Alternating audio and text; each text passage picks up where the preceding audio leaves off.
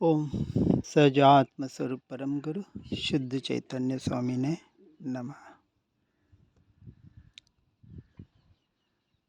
कल हमने देखा किसी के सुख दुख में, जन्म मरण में किसी भी प्रकार से कोई किसी का कुछ कर नहीं सकता। व्यवहार की अपेक्षा से कर्मोदय जनित हर जीव के परिणाम उनके अपने अपने उदय से परिणमित होते हैं।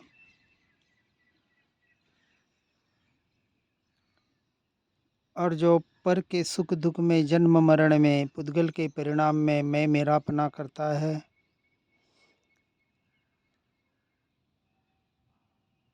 उसी का नाम सर्वोत्कृष्ट अहंकार रस है। ऐसा जीव नियम से मिथ्या दृष्टि है और अपनी आत्मा का घात करने वाला है। आगे गाथा 189 में कहते हैं कि हे भाई, जहाँ प्रतिक्रमण को ही विष कहा है, वहाँ अप्रतिक्रमण अमृत कैसे हो सकता है? तब फिर मनुष्य नीचे ही नीचे गिरता हुआ प्रमादी क्यों होता है? निष्प्रमाद होता हुआ ऊपर ही ऊपर क्यों नहीं चढ़ता? प्रश्न किया है। अब यहाँ तीन चीजें बराबर समझना। अप्रतिक्रमण से प्रतिक्रमण और प्रतिक्रमण से अप्रतिक्रमण। पहला अप्रतिक्रमण मिथ्या दृष्टि अज्ञानी की अपेक्षा से कहा है, जो परद्रव्य परभावों में, पापों में इतना रचा पचा है कि जिसका उसे खेद ही नहीं होता। 5 पाप व्यवहार की अपेक्षा से और मिथ्यात्व रूपी महापाप निश्चय की अपेक्षा से।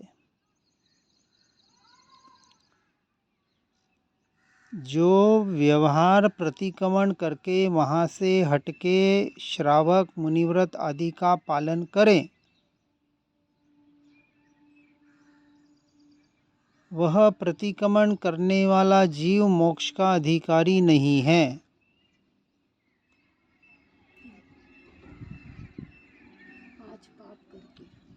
परंतु जो निश्चय रूपी मिथ्यात्व का प्रतिक्रमण करे,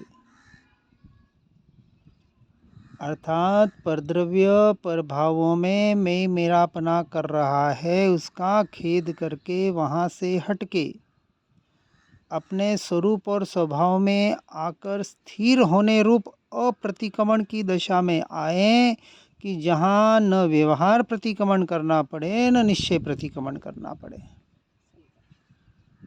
ये तीसरी दशा।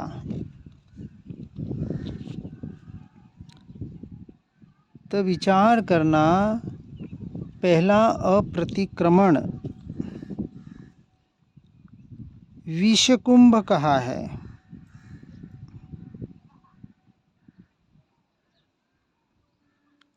यानी तीव्र जहर। दूसरा व्यवहार प्रतिक्रमण,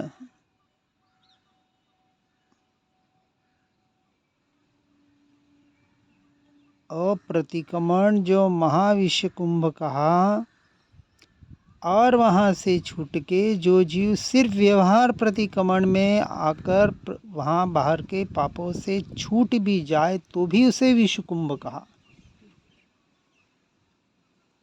तो बाहर वाला अप्रतिक्रमण मिथ्या दृष्टियों का अमृत तो हो ही नहीं सकता।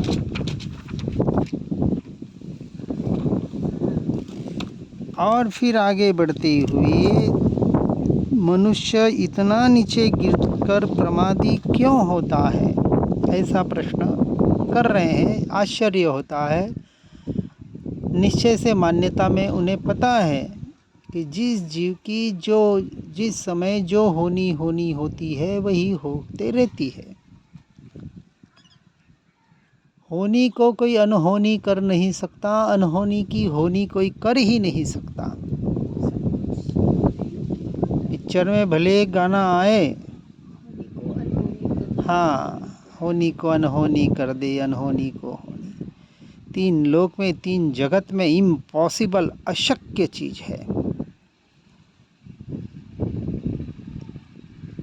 कर्तृत्व बुद्धि का, अहंकार का पोषण करने वाली बातें हैं ये। आई कैन डू समथिंग, मैं कुछ कर सकता हूँ। अरे किसी और का नहीं तो मेरा तो मैं कर ही सकता हूँ। ये मैंने किया, इतना मैंने किया, ऐसा किया, वैसा किया, खाक किया। जो करना था वो तो कर नहीं पाया। अपने स्वभाव को, स्वरूप को जानकर, मानकर, समझकर उसमें स्थिर होना था। करने के नाम पर ये करना था। और यहाँ निश्चय लगाता है, जब होना होगा तब होगा। कोई किसी का कर नहीं सकता। बाहर तो करने में लगा है और ये बोल रहा है, इसी का नाम स्वच्छंदीपना है। यहाँ व्यवहार निश्चय का समन्वय करना पड़ेगा। यह जीव आत्मा की बातें सुनकर, पढ़कर निष्प्रमाद होता हुआ ऊपर ऊपर क्यों नहीं उठता, ऐसा आश्चर्य महापुरुषों को, ज्ञानी पुरुषों को आता है। छठे गुणस्थानक तक प्रमत्त गुणस्थानक कहा। भावलिंगी मुनिराज जब आहार विहार निहार की क्रिया में होते हैं, 5 महाव्रतों का पालन कर रहे होते हैं, शास्त्र लिख रहे होते हैं, वैयावृत्ति आदि कर रहे होते हैं, उपदेश दे रहे होते हैं, ये सारी प्रमाद की अवस्थाएं हैं उनकी। वो पर के लिए कर रहे हैं, क्योंकि स्व में नहीं है। इसलिए महावीर स्वामी गौतम स्वामी को बार बार कहते कि हे गौतम, जब तू मेरी तरफ देखता है तो तेरा वो प्रमाद है, ऐसे एक समय का भी प्रमाद मत कर। अर्थात एक समय के लिए भी अपनी आत्मा को, अपने स्वरूप को, स्वभाव को मत छोड़, उपयोग को मत भटका। तो विचार करें, हम कितने प्रमाद में पड़े हुए हैं और कब छूटेंगे। इतना सुनने पढ़ने के बाद भी ऊपर ऊपर उठना, अर्थात अपने स्वरूप की तरफ जाने का नाम ऊपर उठना है। परंतु जो अज्ञान अंधकार से आच्छादित होते हुए, गाथा 199 में बता रहे हैं, आत्मा को कर्ता जो मानते हैं वे भले मोक्ष के इच्छुक हो, तथापि सामान्य जनों की भांति उनकी भी मुक्ति नहीं होती। मोक्ष चाहिए, मोक्ष के लिए दीक्षा भी ले लेते हैं, संसार को त्याग कर देते हैं। मैंने छोड़ा, मैंने पत्नी पुत्र परिवार करोड़ों की जायदाद छोड़ी, श्रद्धान में पड़ा हुआ है, मिथ्या में, जो मेरा था नहीं,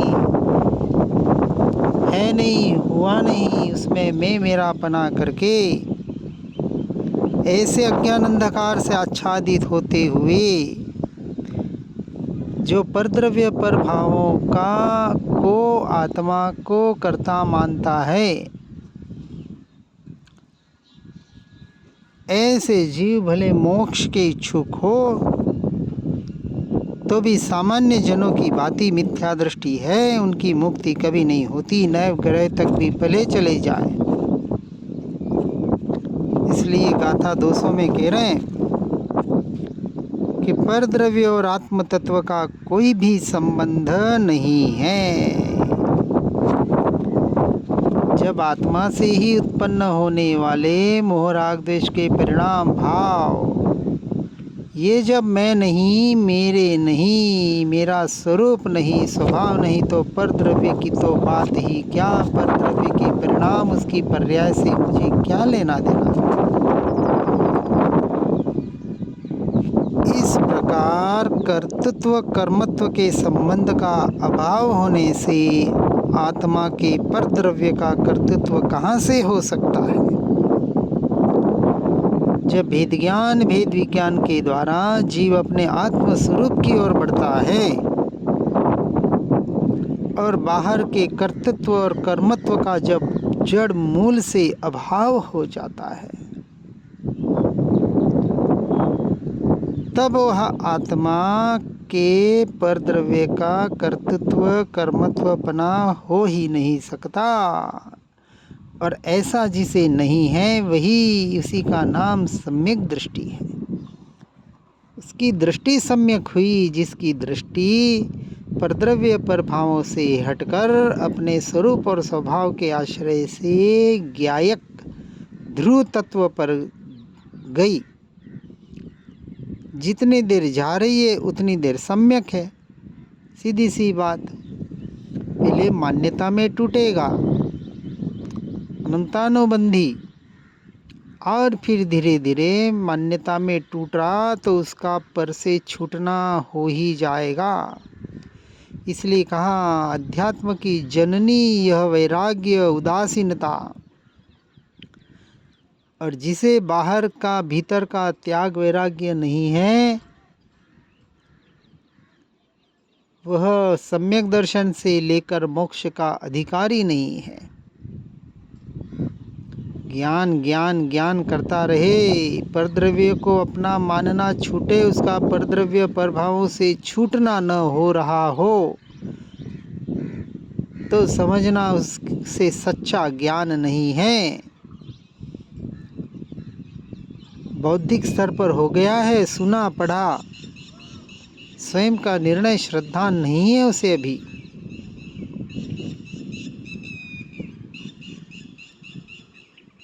इसलिए गाथा 245 में कहते हैं कि आनंदमय विज्ञान घन को प्रत्यक्ष करता हुआ यह एक अक्षय चक्षु पूर्णता को प्राप्त होता है।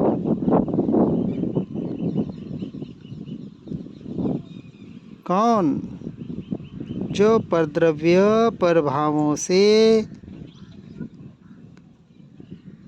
तृण मात्र का भी संबंध नहीं रखता है, अंश मात्र भी संबंध न रखकर संपूर्ण संबंध अपने घनपिंड चैतन्य स्वभावी ध्रुव त्रिकाली तत्व पर रखता है। उसकी चर्चा बात हो रही है अंत में।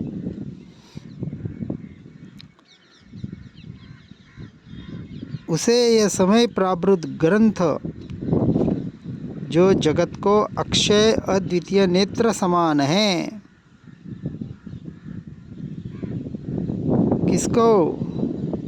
नेत्र समान, जिसकी आंखें खोले उसके लिए, अर्थात जो स्वरूप और स्वभाव की तरफ जाए उसके लिए, अन्य के लिए नहीं। इसके द्वारा जो आनंदमय विज्ञान घन ऐसे अपनी स्वभाव को प्रत्यक्ष भीतर से प्रकट करता है, श्रद्धान करता है, निर्णय करता है, वह इस एक अक्षय चक्षु को, यह चक्षु, यह दृष्टि, द्रव्य दृष्टि जो एक बार आ जाए तो कभी क्षय नहीं होती, ऐसी है अक्षय दृष्टि। और वह एक दिन उस अक्षय चक्षु को पर्याय में भी प्रकट करके केवल ज्ञान को प्राप्त होता है। इसलिए कहा जैसे नेत्र घटपट आदि को प्रत्यक्ष दिखलाता है, उसी प्रकार यह समय प्राभृत ग्रंथ आत्मा के शुद्ध स्वरूप को प्रत्यक्ष अनुभव गोचर दिखलाता है। इसलिए बहुत कथन से और बहुत दुर्विकल्पों से बस हो, यहाँ मात्र इतना ही कहना है कि इस एकमात्र परमार्थ का ही निरंतर अनुभव करो। सबका सार इतना ही है। एक ग्रंथ सुने, 100 ग्रंथ सुने या एक वाक्य सुने, एक शब्द से भी यदि जीवन परिवर्तित हो रहा है तो बहुत शास्त्रों की, शब्दों की, वाक्यों की कहाँ ज़रूरत? कोई ज़रूरत नहीं है। ये नए निक्षेप प्रमाण हमें समझ में नहीं आते। अरे भैया, समझ के एक ही बात समझनी है, वो समझ में आ जाए तो कुछ नहीं समझना है। लोगों को लगता है देखो उसके इतने प्रश्न, उसको इतना आता है, उसको इतना याद रहता है, हम क्या करें। अरे हम तो एक ही पूछते, आत्मा याद रहता है कि नहीं, तो कहते रहता है, तो और क्या चाहिए फिर। शिवभूति मुनि अर्थात मास्तुस मुनि का दृष्टांत हमारे सामने है, फिर क्यों पढ़ते हैं हम, ये सारा क्यों सुनते हैं। फिर भी खेद करते हैं, क्या करें, हमें ज्ञान नहीं चढ़ता है। अरे ज्ञान चढ़ने उतरने की वस्तु है क्या। अरे परिपूर्ण अनंत ज्ञान मुझ में पड़ा हुआ है, इसका स्वीकार करते ही अनंत ज्ञान का धनी हो गया। अब कौन सा ज्ञान चाहिए। और बाहर के क्षयक्षम ज्ञान को ज्ञान मान रखा है और अब उसमें खेद करता है, स्वयं का छल करता है। खेद ही तो छल है, क्यों खेद होता है। अरे अनंत ज्ञान का मैं धनी, उसी समय विचार करो, ये बाहर का क्षयक्षम ज्ञान से क्या लेना देना। दूसरे से कंपैरिजन करना छोड़ो और परमार्थ से एक ही निरंतर अपनी स्वरूप और स्वभाव का अनुभव करो, क्योंकि निज रस के प्रसार से पूर्ण जो ज्ञान, उसके स्फुरायमान होने मात्र से समेसार अर्थात परम आत्मा, उससे उच्च वास्तव में दूसरा कुछ भी नहीं है। बस वहाँ दृष्टि करी, उसकी प्राप्ति हुई। वहीं मति ज्ञान, श्रुति ज्ञान, अवधि ज्ञान, मन पर ज्ञान, केवल ज्ञान, सबके भेद मिट गए। ऐसा सामान्य ज्ञान, चैतन्य सत्ता मात्र, वही मैं। बस रम जाओ, जम जाओ, इतना सा करना है सब सुन पढ़ के। इसलिए गाथा 271 में कहते हैं, जो यह ज्ञान भाव मात्र भाव मैं हूँ, वह ज्ञेयों का ज्ञान मात्र ही नहीं जानता चाहिए, परंतु ज्ञेयों के आकार से होने वाले ज्ञान की कल्लोले के रूप में परिणमित होता हुआ वह ज्ञान ज्ञेय ज्ञातामय वस्तु मात्र जानना चाहिए।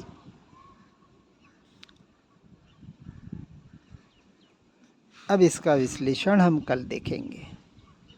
हे भव्य जीवों, सब पढ़ सुनकर सार बताने का प्रयास किया जा रहा है, इसलिए मात्र पढ़ने सुनने में न रहकर सार को ग्रहण करके जल्द से जल्द इस मनुष्य भव को सफल बनाने हेतु और इस भव भ्रमण से बचने के लिए यथार्थ पुरुषार्थ करके आगे बढ़ने का प्रयास करें। इन्हीं भावना के साथ ओम नमः सिद्धम। श्री जिनवगणी के ज्ञान से हो सम्यक श्रद्धान, हो चारित्र महान पाऊँ पद निर्वाण।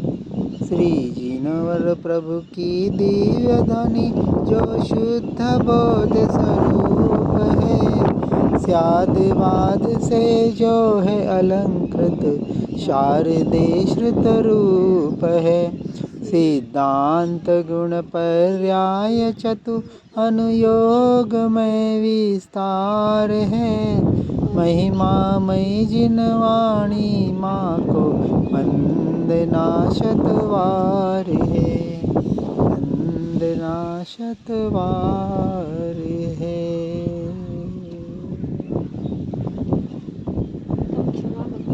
ओम